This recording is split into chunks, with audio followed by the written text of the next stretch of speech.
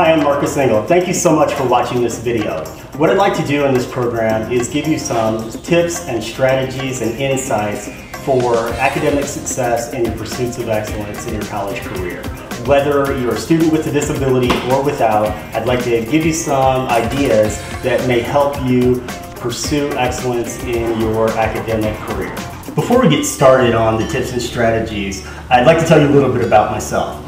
I am a 2000 graduate of Missouri State University in Springfield, Missouri. I hold a Bachelor of Science in Sociology with an emphasis in criminal justice. I now live in Orlando, Florida. I'm a professional speaker and author on the college level, talking to college students all across the country about how to make intelligent choices, how to overcome their personal adversity, and always keep striving for excellence. This large black furry creature by my feet is Carson. Carson is my seeing eye dog. He's 8 years old. He's been with me for the last 7 years, and he accompanies me everywhere I go. The reason I'm so passionate about working with college students, both with and without disabilities, is because of some of the experiences that I've had.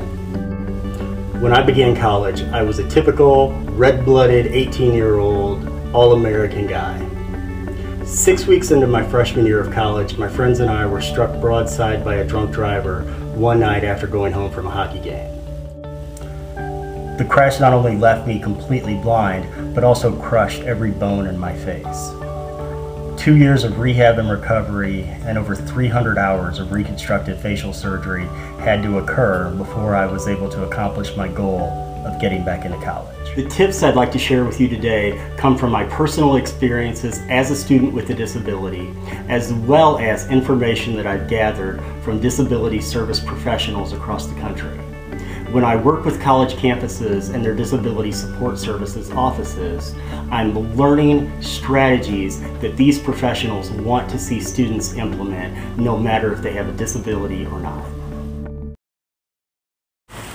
So let's get started. First of all, college is not high school. And you hear that said oftentimes by people in the college realm, well, this isn't high school anymore. Well, if you're a freshman in college, that's got a big duh attached to it because the only thing you know coming out of high school is high school.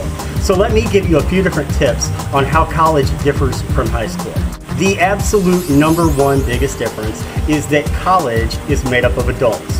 Your professors are adults, the employees at colleges are adults, and the students are adults. The students, you have to take responsibility completely for yourself. It has to be you. If your mom calls and tells the professor that you can't come to class that day because you have a case of diarrhea, hey, guess what? That professor is going to have something funny to tell his teachers later. Not because of the diarrhea, but because you had your mommy call. You had your mommy call. So just keep in mind that when it comes to college, you have to be the one to make your own choices. For this next point about making connection with the Disability Support Services Office, I thought I'd sing it to you.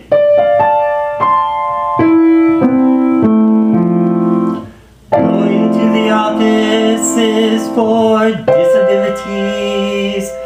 Nothing rhymes with disability except fertility. And that's a totally different office on campus, so we'll skip that for later. Actually, it's very important to make connection with the Disability Support Services Office.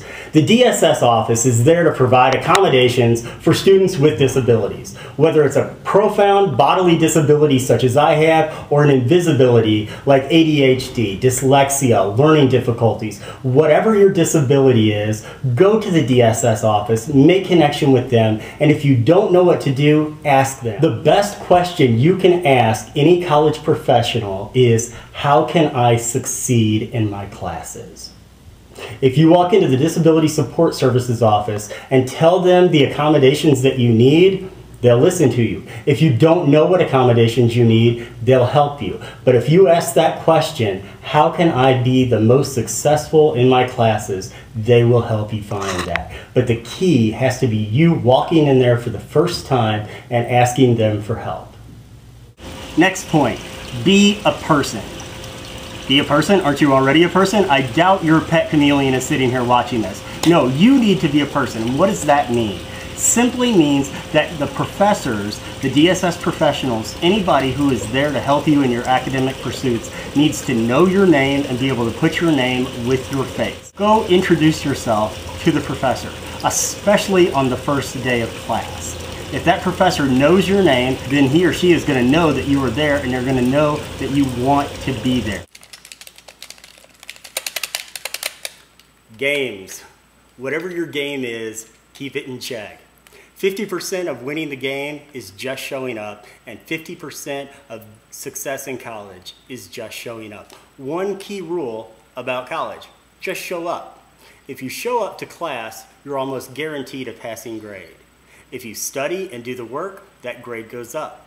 If your professor knows who you are and knows that you're actually trying, that grade can go even higher.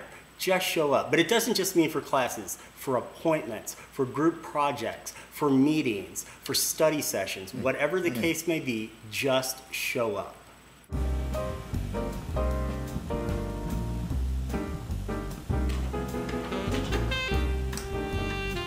Get to know your own disability. Get to know how your disability manifests itself in your learning process. If you have an invisible disability, such as ADHD, a learning disability, dyslexia, get to know the best ways that you need help. If you don't know how you need help, stop by the DSS office and ask them. They may be able to help you get some evaluations to learn what the best learning style is for you. Once you know those learning styles, it's your job to communicate how you best learn to your professors.